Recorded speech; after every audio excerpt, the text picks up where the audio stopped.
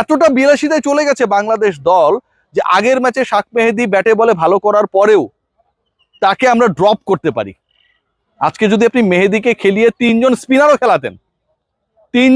খেলাতেন, তারপরও বাংলাদেশের ওই পার্টিকুলার স্পিনার শাক মেহেদী যদি হতেন, তিনি 53 রান অন্তত দিতেন না। বাংলাদেশ দলের সবচেয়ে বড় সমস্যার জায়গা হচ্ছে যখন আমরা একটা রিদমে থাকি, এই রিদমটা নষ্ট করার জন্য মাথার মধ্যে বুদ্ধি কিলবিল করে, এবং যেই বুদ্ধিগুলোর অ্যাপ্লিকেশন আলটিমেটলি আজকেরই পরাজয়।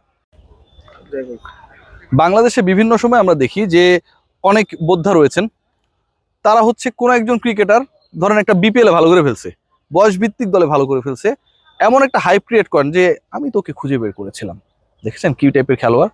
এরকম অনেক বক্তব্য, অনেক আলোচনা বিভিন্ন সময় দেখেছি, আমি কারণ নাম বলবো না। আজকে আমার মনে হয় যে তাদের সেই বক্তব্য, তাদের সেই ক্রেডিট নেওয়ার যে প্রবণতা, সেটাকে একদমই আকাশ থেকে মাটিতে নামিয়ে এনেছেন আব্দুল গাফফার সাকলাইন। একজন ক্রিকেটার যখন ব্যাট করতে নামলেন এবং বাংলাদেশ ম্যানেজমেন্ট ওই সময় যারা ওই ডিসিশনটা নিয়েছেন যে নাম্বার 7-এ সাকলাইন নামবে, নাম্বার 7-এ তো তিনি খেলতে নামলেন, রাইট? বাংলাদেশের দরকার শেষ 4 ওভারে 44 রান, টানা 3 বলে ব্যর্থ হয়ে শামীম হোসেন পাটোয়ারি আউট হয়ে গেছেন। বাকি রয়েছে 21 বল, সেই 21 বলে 44 রান করতে হবে, তখনও কোয়াইট গেটেবল স্কোর। সেই সময়টায় সাকলাইনকে যখন নামানো হলো, ওই লাস্ট 21 বলের মধ্যে সাকলাইন খেললেন 11টা বল। অপর প্রান্তের set batter Towhid Hridoy, he was able to play only 10 বলস। আব্দুল গাফফার সাকলাইন তিনি খেললেন 11 বল এবং এই 11 বলে তিনি করলেন 13 রান। যখন আপনার আস্কিং রান রেট 12+, যখন আপনার অস্ট্রেলিয়ার বিপক্ষে 200 রানের কাছাকাছি চেস করে জয়ের হাতছানি, যখন আপনার ওপেনিং ব্যাটাররা শুরুতে খুব একটা ভালো করতে না পারলেও end of the day first 5 ওভারে 65 রান স্কোর বোর্ডে দিয়েছে, লাস্ট 15 ওভারে আপনার দলের জয়ের জন্য প্রয়োজন অনলি 122। ভাবতে পারেন 15 ওভারে 122 রান প্রয়োজন, হাতে রয়েছে 9 উইকেট। সেই ম্যাচটা যখন আপনি এভাবে হারেন, সেই ম্যাচে যখন আপনি এমন কিছু সিলেকশন করেন, এমন কিছু পরিকল্পনা করেন, এমন কিছু ব্যাটিং অর্ডার শিফট করেন, যেটা আসলে আপনার এই হারের জন্য প্রধান কারণ হয়ে দাঁড়ায়, এগুলো ক্ষমার অযোগ্য।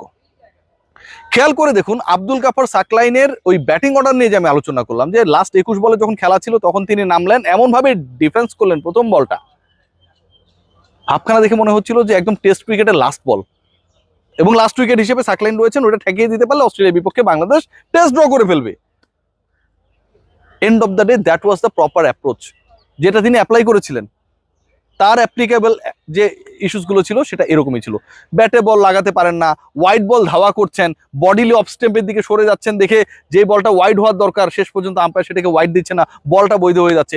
এরকম যত হ্যাকলিং সম্ভব একটা ম্যাচে ব্যাটিং ওয়াইজ আব্দুল গাফফার সাকলাইন সেটা করেছেন, তার দোষ না।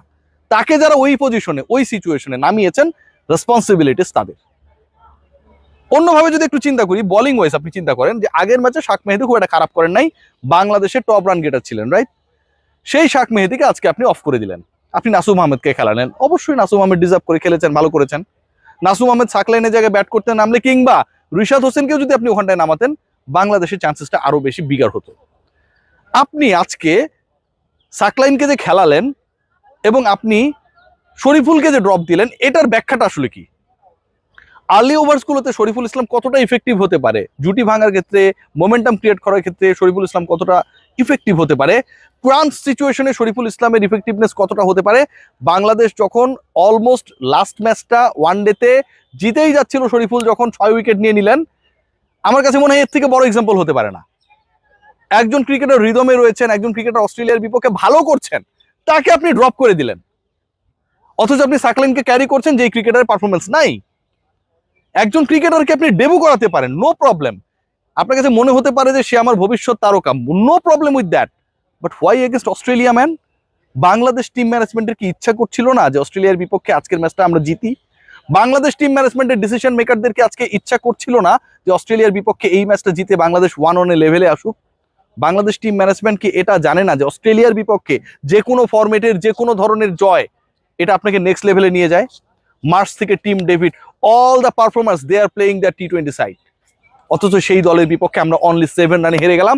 সাকলাইনের 4 ওভারে আমরা 53 রান কনসিড করেছি, ম্যাচ হেরে গেছি তখনই।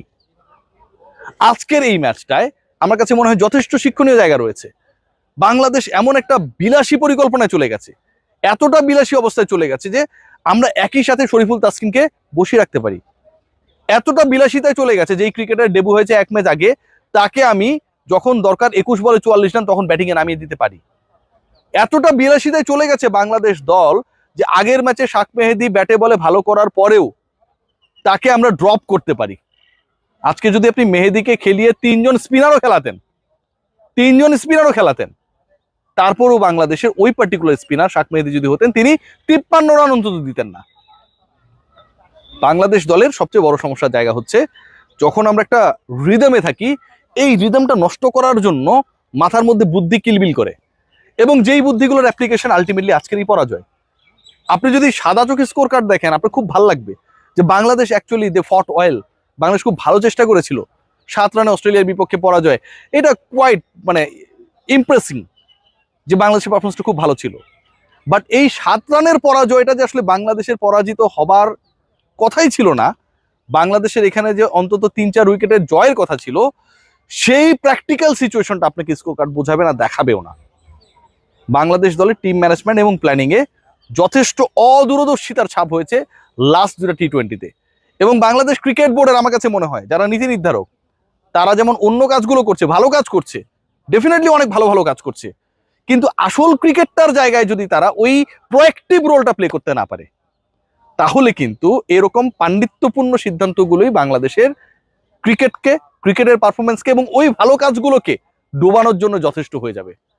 আজকে এই সাগরিকা স্টেডিয়ামে যে পরিমাণ মানুষ এসেছে, যেভাবে সাপোর্ট করেছে, এবং যে ভাঙা হৃদয় নিয়ে এখান থেকে চলে গেছে, যে আফসোস করেছে, যে প্রশ্ন রেখে গেছে যে এই সিলেকশনটা এমন কেন, সেগুলোর উত্তর বাংলাদেশ ক্রিকেট বোর্ড দিতে পারবে না। কারণ পরের ম্যাচটা যদি হয়ও, বৃষ্টির সম্ভাবনা রয়েছে, এবং সেই ম্যাচে বাংলাদেশ যদি জিতেও আফসোসটা বাড়বে যে লাস্ট ম্যাচে আমরা যদি জিততে পারতাম, the scenario, the story could be different.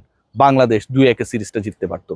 এই সিরিজে বাংলাদেশ হেরেছে শুধুমাত্র নিজেদের অহমিকা, নিজেদের কি বলবো আনপ্ল্যান্ড কিছু ব্যাপার স্যাপার, অনেক ক্ষেত্রে অনেকের কাছে অনেক কিছু ছেড়ে দেওয়া, অথরিটি বেশি বেশি দিয়ে দেওয়া, এগুলোর কারণে।